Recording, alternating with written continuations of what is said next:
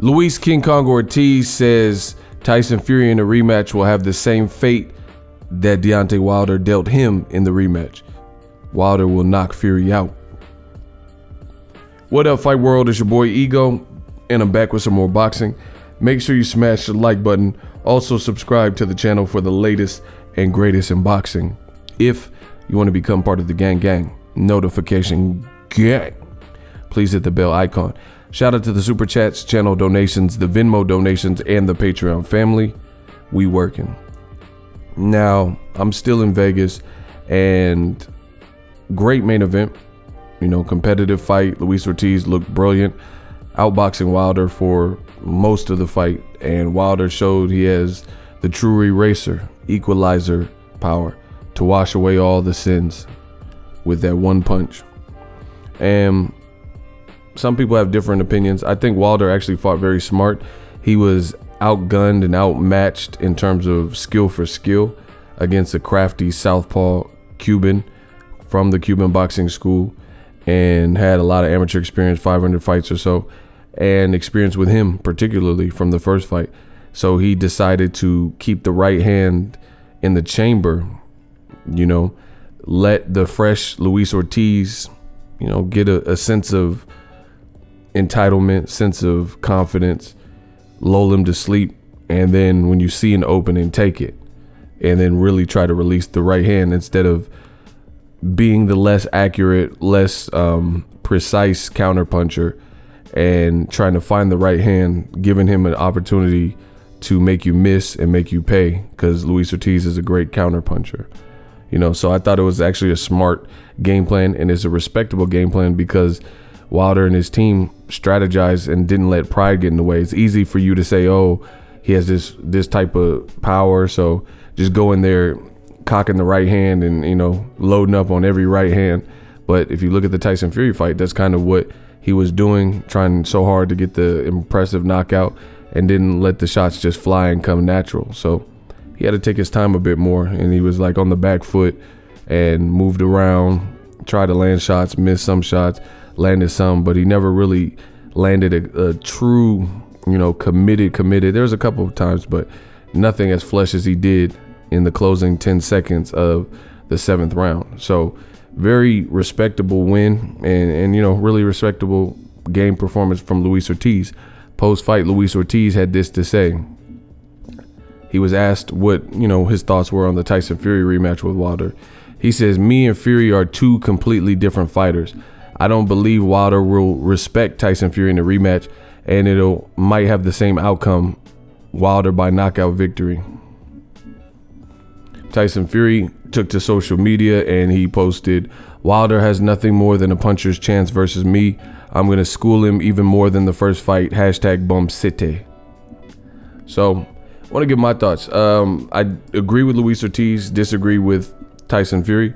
I made a video about that. Check that out on the channel. I just feel like this. If Tyson Fury felt Wilder's a bum, then why did he get knocked down by Wilder twice in a fight where Wilder wasn't looking like he was performing at his peak optimum? You know, we've seen Wilder look sharper, right? And you still got knocked down.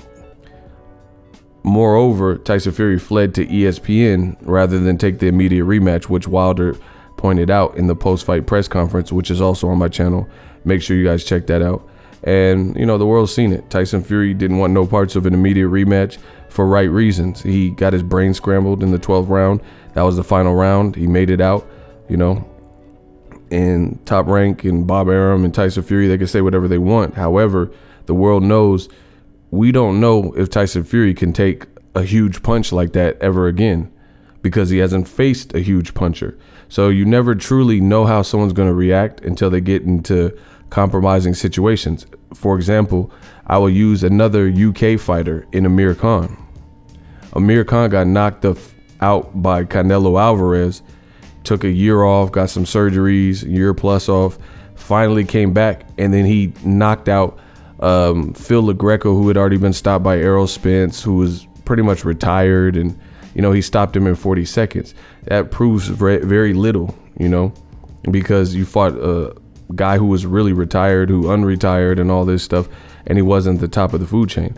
So coming off the Canelo knockout, I mean, you're supposed to take softer touch. But then he fought Samuel Vargas and he got dropped, I think, in the first round, and he got badly hurt in the 11th round, but he managed to still win that particular fight. So it started to get rocky. And then when he fought the best name that he had fought since Canelo, which was Terrence Crawford, he got dropped in the first round again.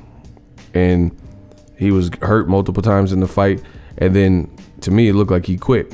You know, he wanted a way out. He was screaming low blow, and then the fight was stopped, you know, because he said he couldn't continue. So another TKO. So Amir Khan is the perfect example, another British fighter where we didn't know if he really recovered from the Canelo knockout until he fought an aggressive style like Samuel Vargas, and he struggled with him, and he got knocked down and got hurt multiple times. And that wasn't even an upper echelon guy. You know, that was a guy that had been knocked out by Errol Spence also, and Danny Garcia. So that wasn't even like a Keith Thurman, a Pacquiao, or Crawford at that time. But then when he fought Crawford, he got hurt in the first round. You know, Tyson Fury, because of his team, they put him in with WWE fighters, which is, you know, theatrical, and they put him in with two what are supposed to be tune-up fights with Tom Schwartz and also with Otto Wallin. And Otto Wallin was supposed to be similar outcomes to the first fight with Tom Schwartz, his first fight on the ESPN contract, and it was everything but that. It was actually a struggle fight. So, you know, Tyson Fury can say what he wants, but he has to worry about that cut potentially opening up. And I think Top Rank and Tyson Fury made the biggest mistake. They took the greed route, and instead of doing the immediate rematch, I think that was the best time to try to beat Wilder. While you were fresh off the heels of that, you know, have another camp, get in shape, maybe even get in a little bit lighter, and then fight Wilder. But too much has happened since then. Again, Tyson Fury, his last performance, most recent performance, I don't care about the WWE because that's not boxing. So his most recent boxing performance, they're trying to make you forget about it with the WWE and the MMA call-outs, but I'm a boxing fan, so I didn't forget about it. And his most recent boxing affair did low ticket sales, which I don't think it'll be the case with this and Wilder. I think that'll be big based on the two of the names together. But beyond that, he didn't look good in the fight, and he had a nasty 2 cuts that formed over his eye, and he had blood everywhere. So he showed heart, but at the end of the day, he struggled with the guy that no one expected him to even have problems with. So that's not a good fight to come off of, and you don't want to have no kind of cuts with Wilder. And then meanwhile, you gave Wilder the opportunity to grow in the meantime and knock out 2 top-rated, top 10 guys with 1 punch. It's funny to see people hate on Deontay Wilder because he really knocked out his mandatory. So he was a top-rated guy, definitely with the WBC. That's how he was the #1 mandatory. And then we all know Luis Ortiz is a top 10 guy, you know, easy, top 5, top 3 guy. And Wilder knocked both of them out. And he didn't even struggle in the Dominic Brazil performance. And this fight with Luis Ortiz, it was, you know, he was losing for sure. But he was still in there, he was still competitive, and he never gave up the belief in himself. So I told you guys, and I'm a man of my word, depending on the outcome of the Luis Ortiz, I think the Luis Ortiz fight was far more dangerous.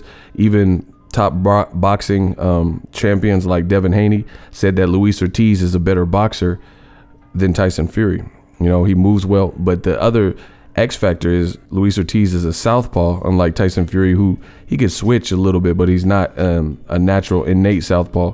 But the biggest difference is Tyson Fury doesn't have the punching power of Luis Ortiz. So the southpaw plus the punching power that Wilder had to watch out for with Luis Ortiz is totally different. So I think you're going to see a more measured, calm Wilder. He got 2 pay-per-views in the can now, and he's coming off of, he should be at an all-time high with his recent performances. So I told you, if that was the case and he had an emphatic victory, which he did, a viral KO heard around the world, then I wasn't going to give Tyson Fury that much of a shot.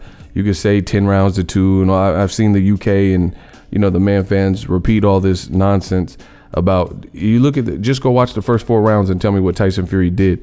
And all this 2 rounds to 2 looks ridiculous, which I've said from the beginning. Anybody spouting that out, because if you look at the final CompuBox stat numbers, then you'll see that Tyson Fury only landed 13 more punches than Wilder did.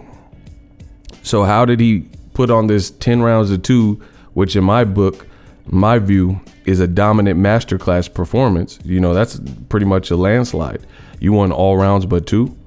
So we know Wilder threw the harder shots and more power shots and more hurtful, impactful shots. So how do you land only 13 more punches than Wilder, yet you claim a landslide victory? Sounds like he was, especially when you weren't landing the harder shots.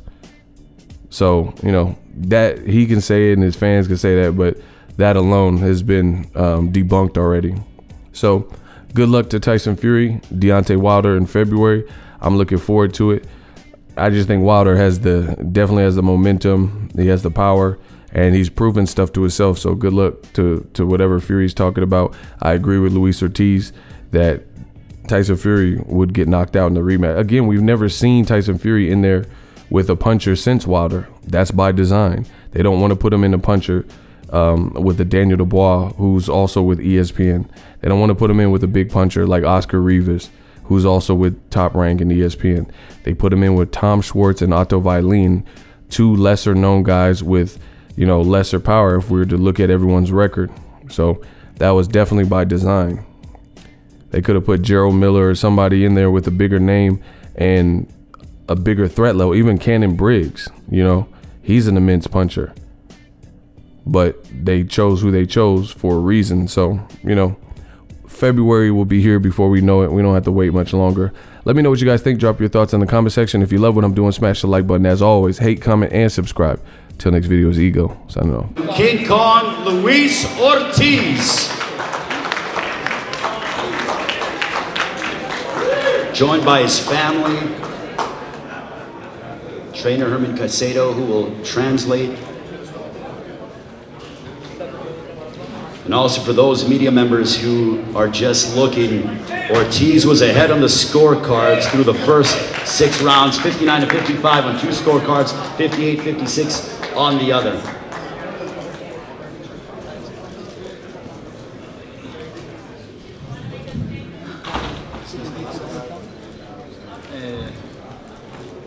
Gracias por venir a todos. Thank you for coming. Nada, esto es lo que debía suceder. O verlo yo y nada, estoy contento de lo que haya pasado.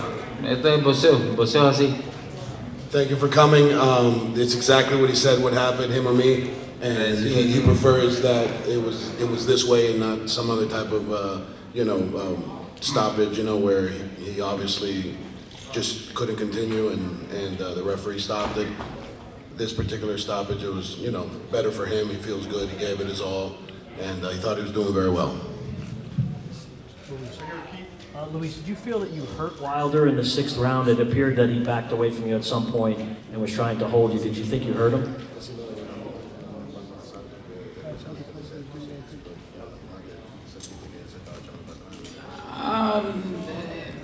Era el plan que teníamos de trabajar y trabajar y trabajar. Ese era el plan que teníamos.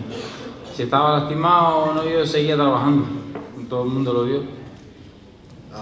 The game plan was to obviously back him up, get behind some combinations and try and set him up for the shot, not just try and hit the home run. Wasn't sure if he was or he wasn't. He wasn't really paying attention to that. He was just continuing to try and work and do what we worked on, trying to get the job done. Luis, right in front of you.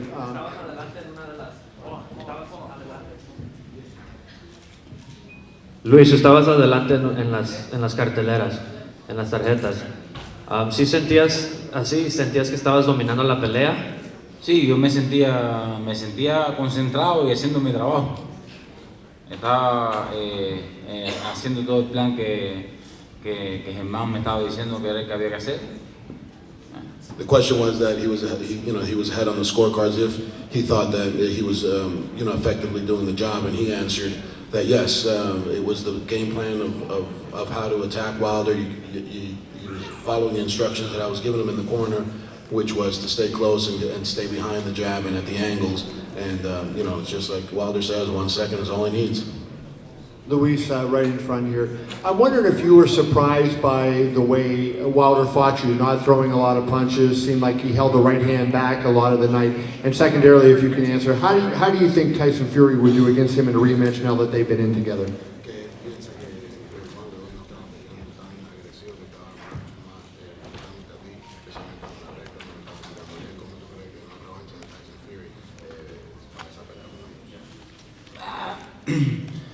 Bueno, es diferente. Fury y Ortiz son dos boxeadores diferentes. Pero yo pienso que Wilder no le va a tener ningún respeto a Fury y le va a ganar bien. Him and Fury are two completely different fighters, and he doesn't believe that Wilder will probably respect Fury in a rematch and might, have the same outcome by, knockout victory. Luis, straight in front of you right here. Rick Mohammed, Brawler Sports Media. Hey, champ, how did you feel the momentum and the tempo and the pace that you set versus the first fight? Did you still feel stronger? You could have went this whole distance, and do you think you would eventually caught Deontay and might have got the stoppage? ¿Cómo te sentías físicamente en esta pelea comparado a la primera pelea, en el paso que estaba llevando y en el ataque que estaba llevando? No, todo el mundo vio, yo estaba físicamente y mentalmente estaba preparado, estaba enfocado en el trabajo, pero esto es el boxeo, un descuido y yo andaba un bombardero y me conectó. Everyone was watching the fight, obviously. He doesn't have to say, if he was or wasn't. Que el árbitro podía darme la oportunidad porque yo sentí que And yes, he was, in great shape, both physically and emotionally, mentally, and he was prepared to take this fight as long as it needed to be. To answer your question, whether it was going to be a knockout or a decision win or a clear-cut victory, his only gripe is obviously he really feels that being a championship fight, it's a grudge match, and these guys, the ref probably could have just let it go on. It was 8 seconds left, 7 seconds left. Let's see what happens. Recover in the corner. It's give him the benefit of the doubt, and it is what it is now. But he's, as you see, he's very upset that didn't happen because he's a fighter. He wants to fight. Straight in front of you guys. Herman, could you ask Luis the right hand that ended the fight? I wonder, did he ever even see the shot? No, fue un mal giro, un mal descuido. No, si lo hubiera visto no me hubiera. He says no, that he was slipping, the wrong way, kind of just like a check, and was looking to see if he can come back with something. The right hand snuck right in. He says if he would have seen it, he'd still be fighting. My follow-up question for you guys is, if Luis could just, I know it was a disappointment, obviously, losing for the second time in a world title fight against Deontay, but if Luis could just sum up his disappointment about, because he was winning, it seems so easily up to that point, it did just have it just disappear in a split second.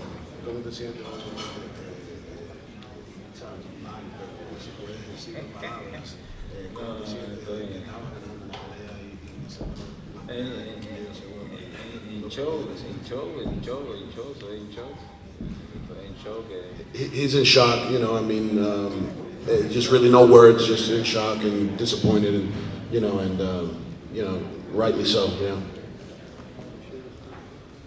Luis, first of all, congratulations on putting forward such a great effort. Deontay mentioned that some of the best heavyweights in the world should induct you based on the fact that you lost to him today and that they should still be willing to fight you. At this point, you're 40 years old. If they're unwilling to fight you, where do you go from here? Do you look to continue to fight or possibly retire? Deontay dice que no importa que en 2 peleas perdiste con él, que los mejores héroes del mundo deben pelear contigo y darte la oportunidad para probarse. Pero si no te das nada, ¿qué es lo que piensas hacer con tu carrera con 40 años? Si sigues peleando o que estás pensando en retiro, Retirarse, todavía me la voy a quitar con unos cuantos heavyweights que hay por ahí. He says retirement's not in his plans. He's going to take out his frustrations on a few other heavyweights that are going to pop up. So you're going to see just exactly how he feels in the next few years.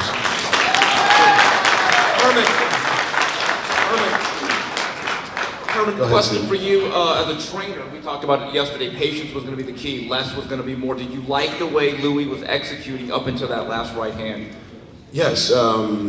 You know, we really focused now, we can speak freely, you know, obviously. We really focused on, you know, closing the gap and staying at a mid to short range and just getting past the jab and really pivoting out on the angle. And we knew that Wilder and his team, great team, were going to try and close the door from Lewis's, you know, pivoting foot. So we started going the other way and then come back to that side. And it was working very well. It kept him a little off guard. And obviously the jab is paramount with any southpaw. You know, if they don't jab, it's because they don't want to win. It's that simple. The southpaw should always be jabbing.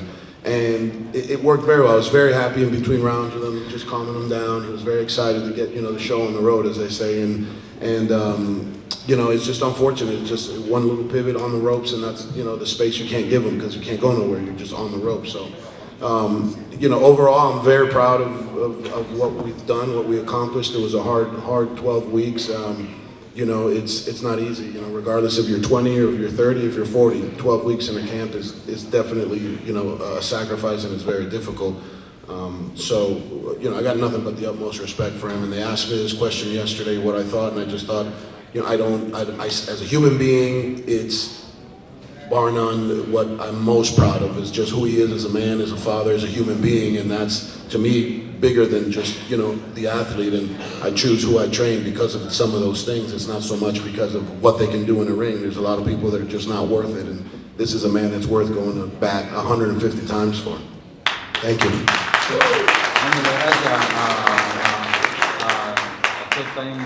Showtime Pay-Per-View, a Fox, mi manager, a mi team, a Jaime, a Luis de Cuba Jr., a mi entrenador, al nuevo Ojeda que está aquí para hacerle saber a la gente mía de Miami. Y nada, que King Kong, el heavyweight que crea que yo estoy viejo, que brinque las puertas. He says that obviously he understood some of that. He's the ones who thank everybody, Fox, you know, Al Heyman, obviously, Deontay Wilder first and foremost, you know, and everybody on his team, from his managers, you know, Jay and Javier, from King Kong Boxing, Yuka, you know, Wade from UNLV here is a phenomenal person as well. And if there's any heavyweight that thinks that he's old, jump the ropes, get in the ring. So if you enjoyed this video and want more content like this on the channel, you can show your appreciation by going to the PayPal donate button or the YouTube support button, and you can donate any amount that you feel is equivalent to the value of this video. Much more to come. Thank you guys for your support. Boxing Ego, the future of boxing.